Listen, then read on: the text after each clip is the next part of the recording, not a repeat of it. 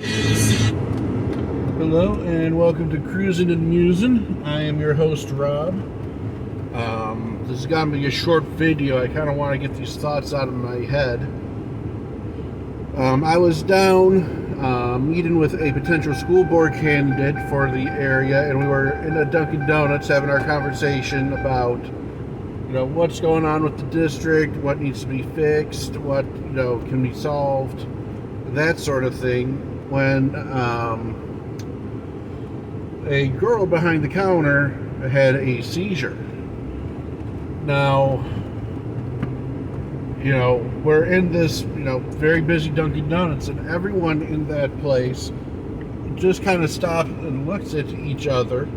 And I look over, and all I see is a bunch of terrified teenagers behind the counter, all looking down, and I hear gargling sound and a cup drop.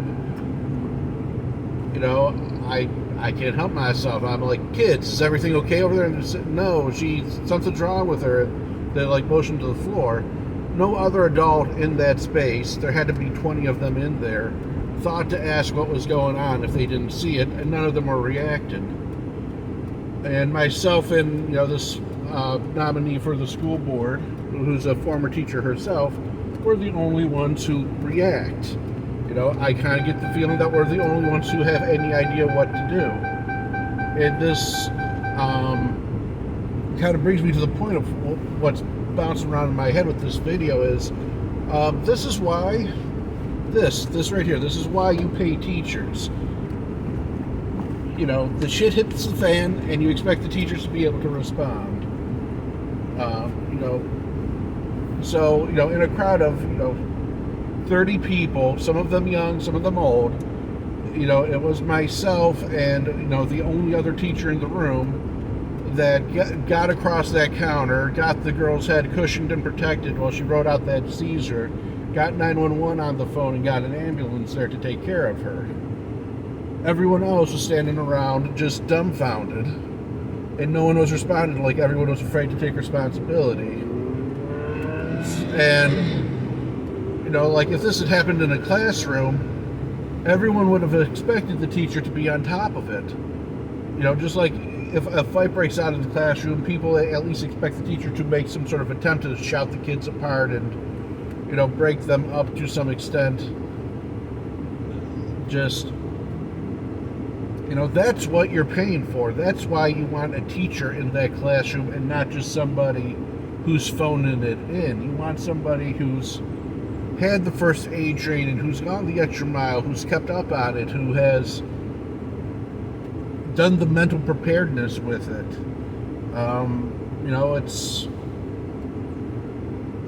It's this is what you're paying for. It's people who are with it enough to recognize the situation, respond, and take action regardless of whatever may be going on, to act in the interest of that student.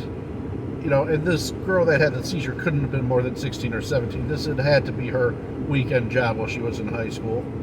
A very young girl. And it's and it took the paramedics 15 minutes to show up.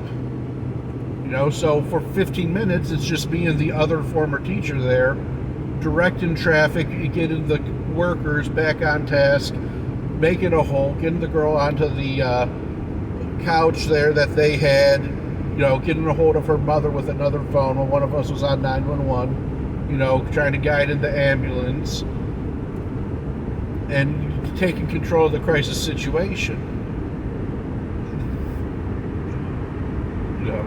Good God, you want to talk about having a pitch for, being able to respond under pressure. And the expectation, again, is that every single day we expect a teacher to be able to do that if the need arises. You go out to another job interview, you lay down that, part of your preparation's been crisis management of, every single day, for the last however many years you've been teaching, you've walked into a building and you've had to go through thinking through how you're going to respond if an active shooter situation occurs and you're completely unarmed.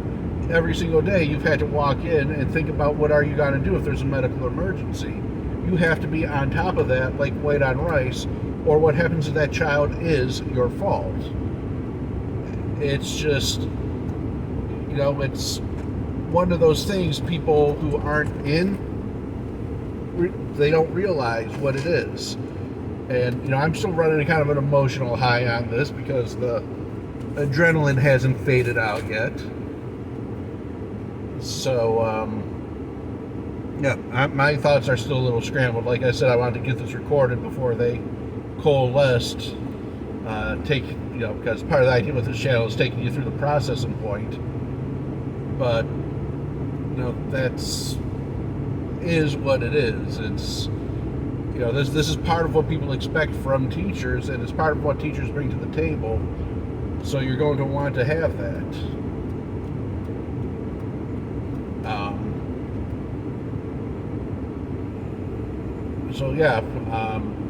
That's just part of my thoughts of, thank God we were there. What would have happened? How many times would that girl have been down there banging her head against the floor in the counter, if we weren't there to respond in the first few seconds while everyone else was in shock? Because you just don't have time to be surprised, when you're dealing with kids and that sort of thing happens. So, and for those of you who always think it's not going to happen to you or it won't happen on your watch, well, here's evidence. I'm not even in a classroom on my day off doing, politics with, local candidates and, picking up handbills and everything to be passing out over the summer. And here I am, putting, the little bit of training I've had to use. Thank God I've had more first aid training than what the district put me through. Otherwise, I probably would have been just as lost as everyone else. But,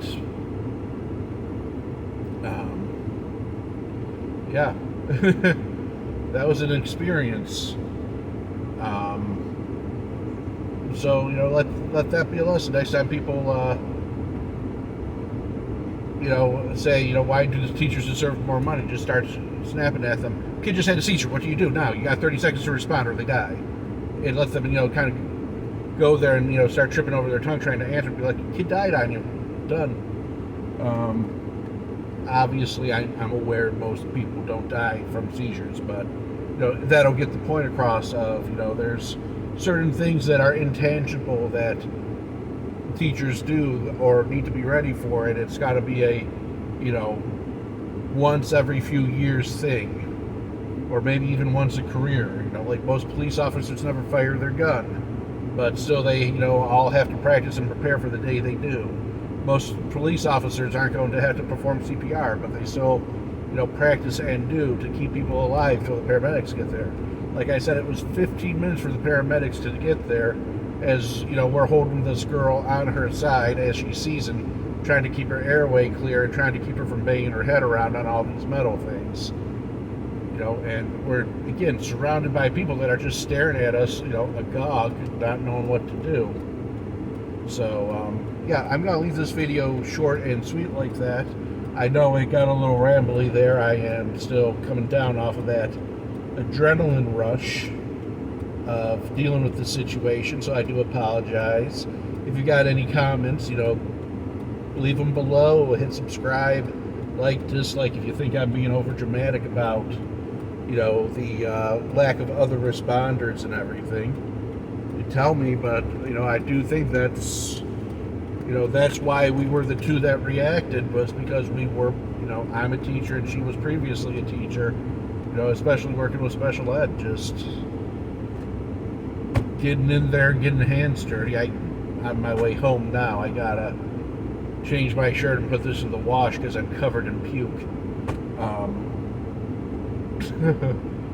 There's another hazard for you. Bloodborne pathogens, biohazard. You're not paying your teachers enough to deal with biohazards. There you go. Normally, biohazard pay is worth at least $60,000 a year. Anyways, have a good afternoon. There'll be another upload later on. I have a long drive ahead of me, and we'll have a more well thought out presentation and conversation to be had. But, this was just something unexpected happened, and I wanted to record my thoughts before I settled down, and, it just got sorted back to another thing that happened today. So, yeah, be well, and until next time, this has been Rob with Cruising and Musing.